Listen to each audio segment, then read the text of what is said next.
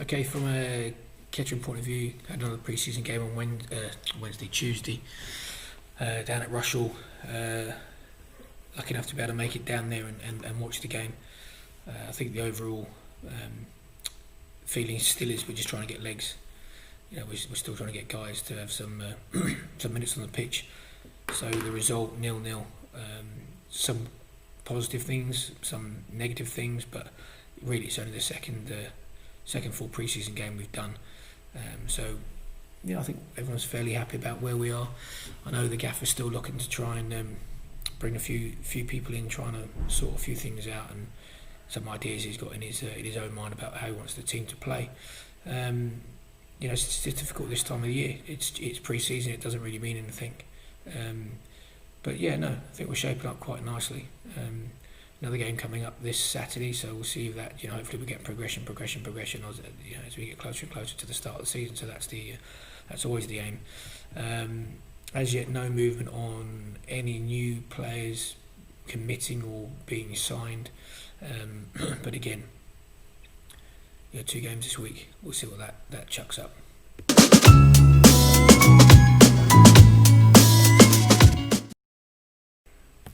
So news coming out that below us, crowds are allowed in for pre-season friendlies, and obviously for the start of their season. Still no update from the FA as far as the so-called elite steps go. Obviously we were deemed to be elite because we wanted to have playoffs, and now it seems that non-elite clubs are allowed to have people in the grounds for playoffs.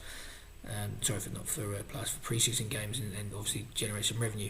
We took the decision early doors that due to COVID we didn't think there would be any opportunity to have people in, so most of our pre-season games are away anyway.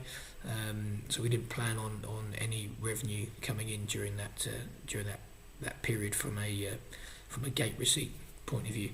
I guess it's good news for everybody involved. Obviously, we believe there'll be some level of capacity able for Kettering Town before they start playing their games. Obviously, we ground share with Burton Park, so it's good for them. I know they've got an FA Cup game that they're going to try and get people to come in and support and try and generate some revenue for them that way. What I do find a little bit strange is that people are being limited to, or it appears they're being limited to, the capacity for the league, i.e. the minimum capacity for the league, and 15% moving up to 30% of that capacity allowed to be in games, rather than the capacity of the ground. I'm not sure what the rationale behind that is. I guess someone must have a better idea, or hopefully the FA might be coming out and giving some clearer guidance and helping these clubs with their risk assessments and making sure they're meeting all the COVID stuff. But either way, it's a positive that crowds are allowed back into grounds, even if it's only 15%. It'd be good to understand the rationale behind that. We obviously have our own COVID protocols that Burton will share. So even just them having people into the ground will give us an idea of how well those things work. So even though we're not being able to do a test run prior to us playing, at least we'll see how the protocols work for them. So that's positive.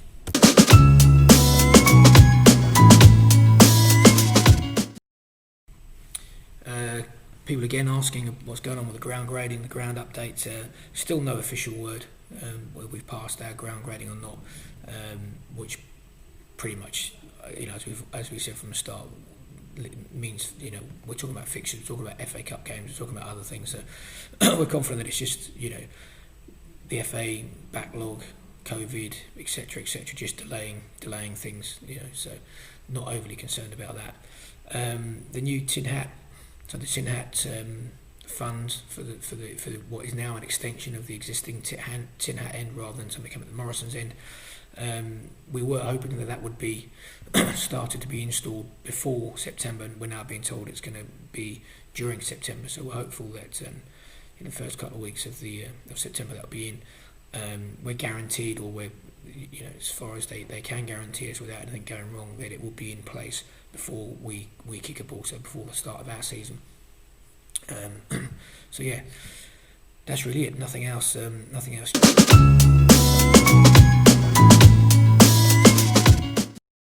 Final update for from a KTFC point of view, COVID-19. So we've got a busy bank holiday weekend coming up. There's the beer festival on, a lot of live entertainment on. So we had the Kettering Borough Council health and safety guys come out today, just give us a once over, make sure that our COVID protocols are fit for purpose. Obviously, because we're expecting more people, so we just want to make sure that all of our the precautions we've got in place meet the requirements, and basically for them to give us any advice where we might have missed something on the risk assessment. So that went well today, so that's done. So we're all set and prepared now for that bank holiday weekend. So anyone that had any concerns about that, no need to be concerned. Everything's been ticked off and it's all good to go. So obviously be a slightly different experience for people on the beer festival this year. I know Martin's done a great job at getting a lot of different beers in, and you still be able to sample them, but I think as I say, it would just be a little bit different. No different to anything else that's going on in these unusual times. We have to make all the precautions we can. So the beer's still going to be there. Lots of different ales on. The entertainment's still going to be there. Might be a little bit more disjointed because obviously we can't have as many people inside, so there'll be more things outside and things like that. But hopefully people will still come along and they'll have a good time.